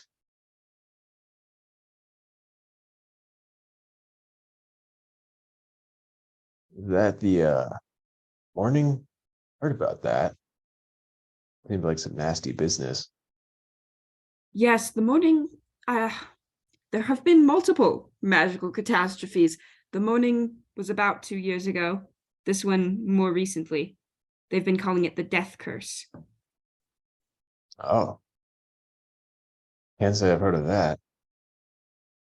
And I don't interact with, well, people that often. I hadn't noticed.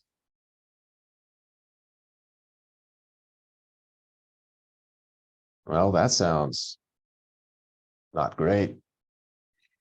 It's certainly unideal, but the power of it is fascinating. Who knows what could be done if it was understood by the right people in the right hands. Ugh.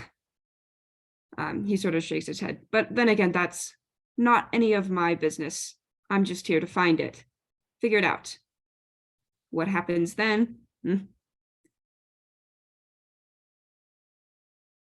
I'm sure I would never know.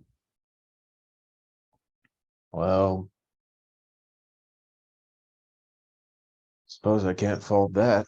Sounds like something that would be dangerous, but you got a goal. The universe wants you to do it. I think you will. I appreciate your confidence.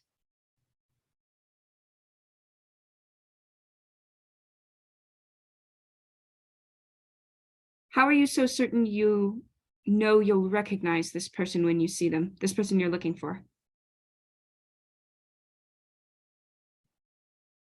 I just know. It's Kamagani difficult to nods. explain. If you want to try, I'll listen.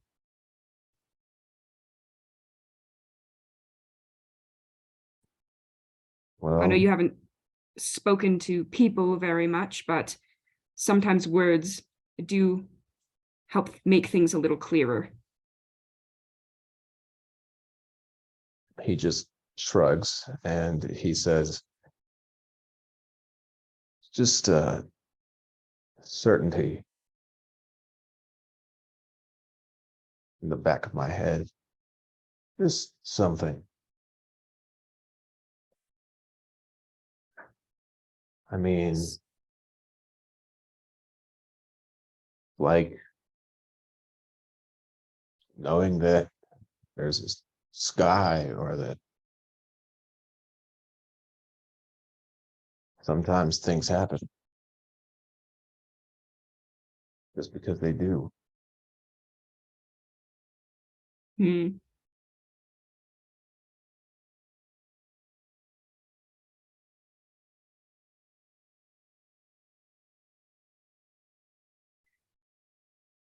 He like slices through another vine, tossing it behind him as you duck around trees. And then he places it down, lets the dagger spin.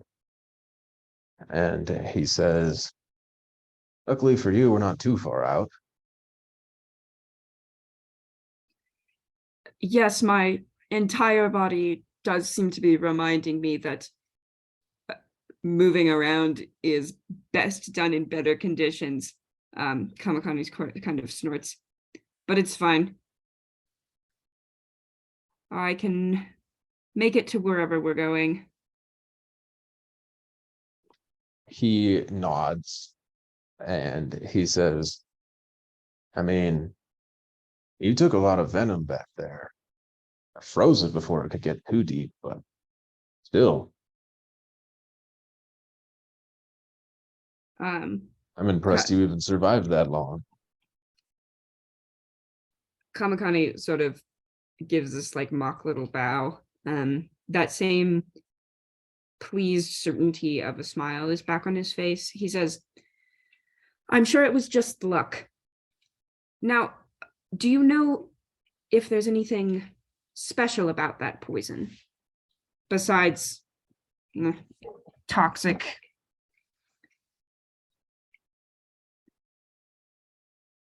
Well,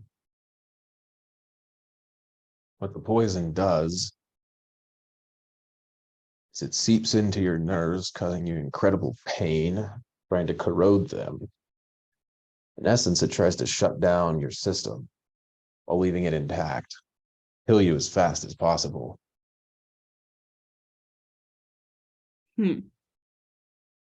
Sever your connection to your own body, if you will, so that then it can drag you back and eat you without you having the chance to resist. It's nasty stuff. Sounds like it. I've seen more than one corpse in the jungle due to that. Do a comma.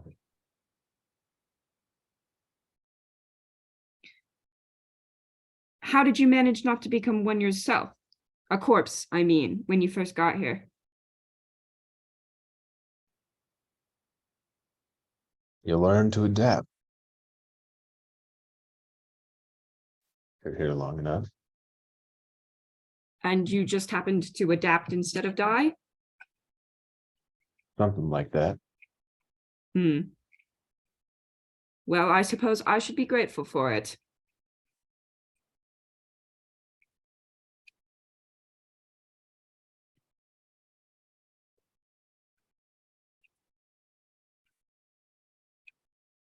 He just kind of lets the conversation die as you continue to move forward. He ain't one for talking too much. That's all right. I respect it. Div and Zephyrus. You come through the jungle and it has been hours at this point. We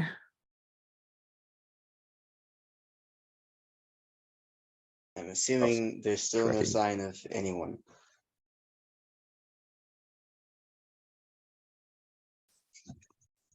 At this point, you emerge out of the tree line.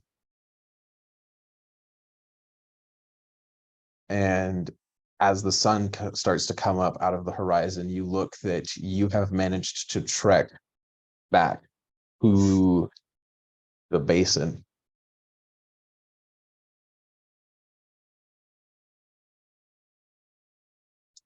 And you can see it spreading out in front of you. Great. Fantastic. At least it's somewhere we know. landmark. Perfect. You can even see off in the distance, it's just a speck in the sky, is the heart. Well,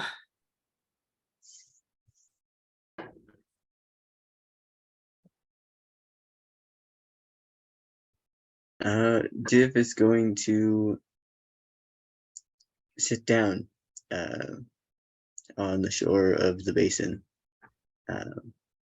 He kind of puts his head in his hands.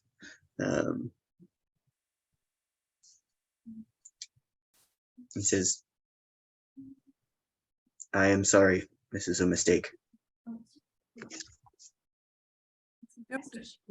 don't apologize. It's not your fault. You were worried. I am too. Or anyone.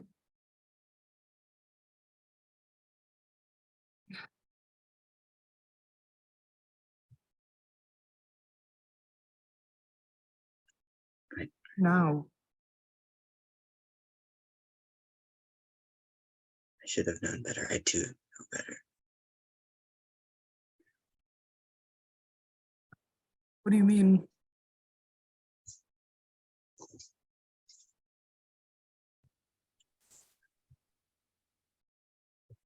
I should not have woken you. I should not have left.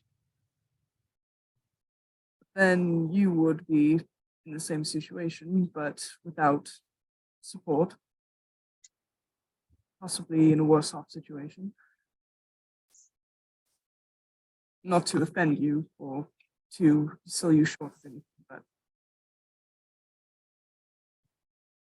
I don't know.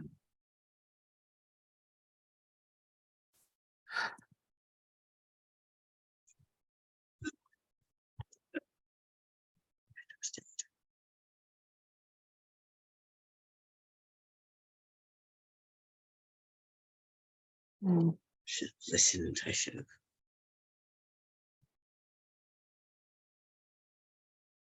I am sorry. It's not your fault. You weren't the one who wandered off.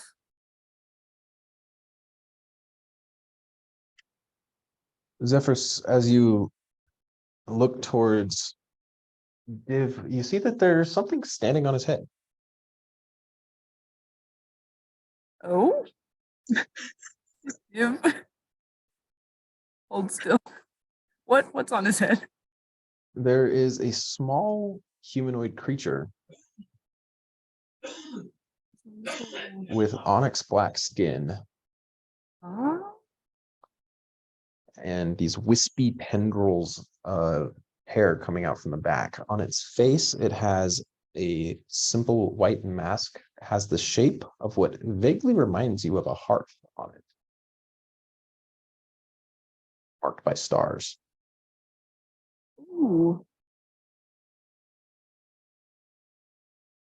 Okay.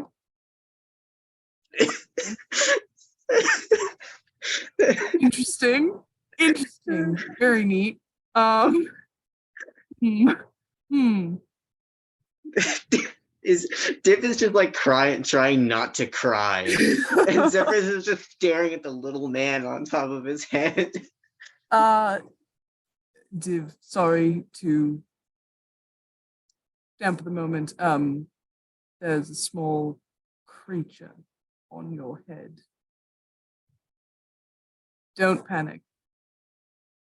It looks non-hostile. And Zeph is going to address the creature. Like, can I help you? Div, you suddenly become aware of it, and you can sense curiosity coming from it as it cocks its head towards Zephyrus.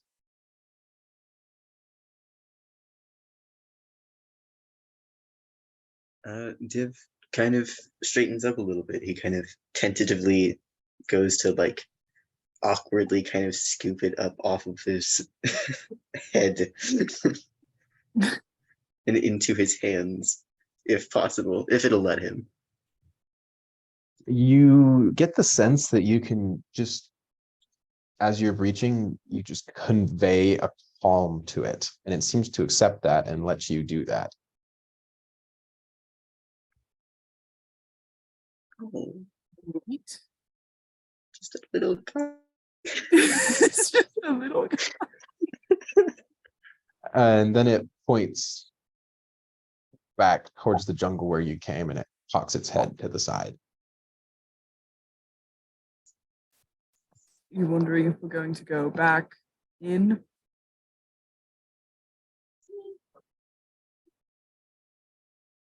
I don't know if we should. Yes. We might get ourselves more lost. You feel a certainty coming from it, Div, as it points again towards the tree leaves. Thanks. Div will kind of tilt his head down to look at the thing. Kind of cocks his head to one side. He says, "Do you know where to go?" It nods.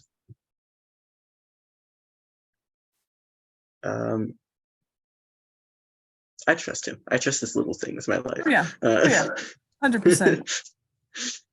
Div will stand up. He's going to. How's he going to do this where best he can see it and also have his hands free? I think he'll put it on his shoulder.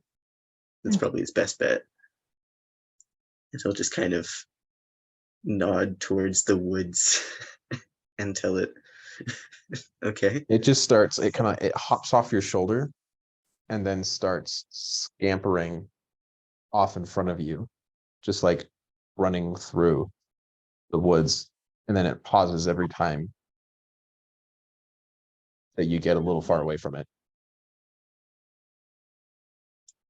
He's just a little guy. He's just a little guy. as he runs deeper into the woods. Zeph like looks at Div a little bit hesitantly and is like, well, suppose there's no other choice we have. I trust it. It's from the Everhearth. And he'll just walk after it. I don't know what that means, but cool. Zephyrus being like,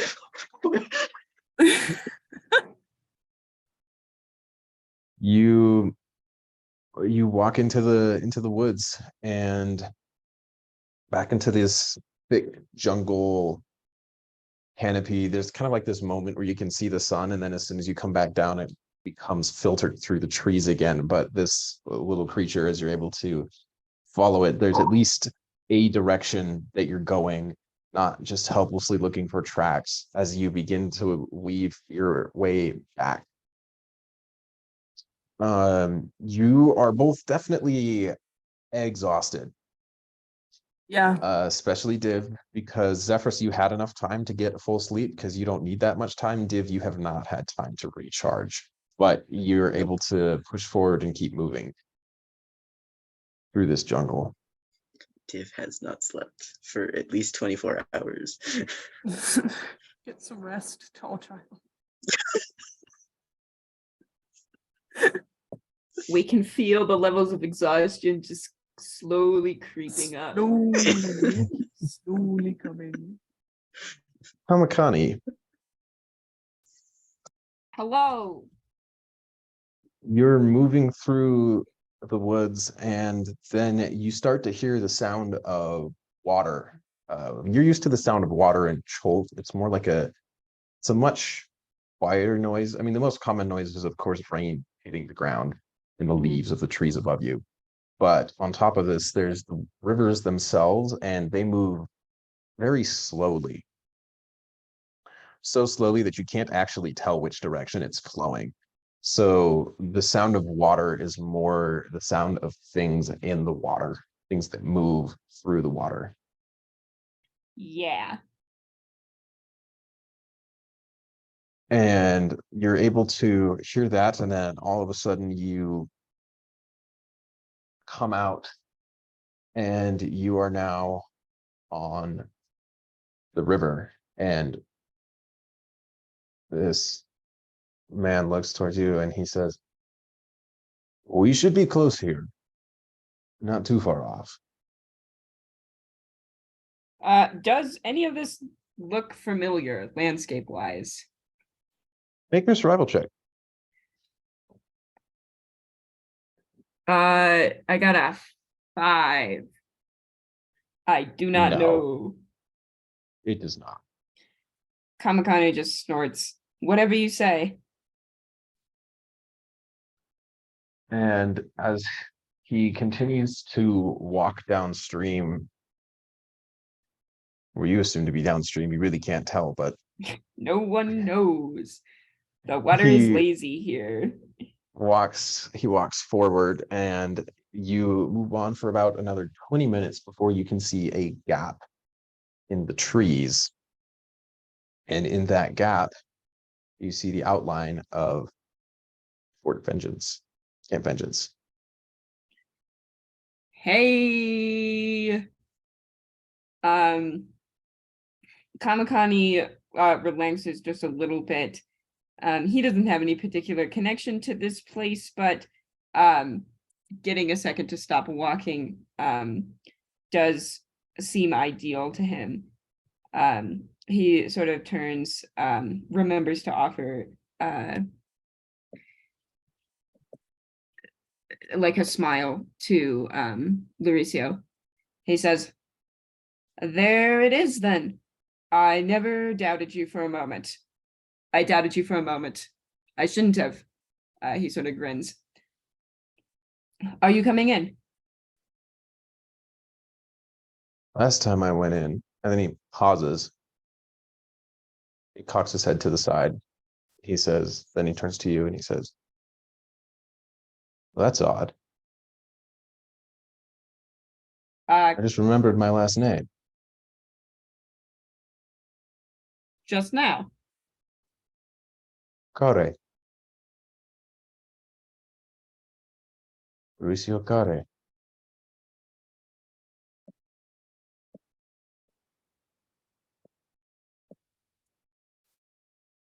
We'll stop there for tonight. Okay. Cool. We will see y'all next week. Have a good weekend.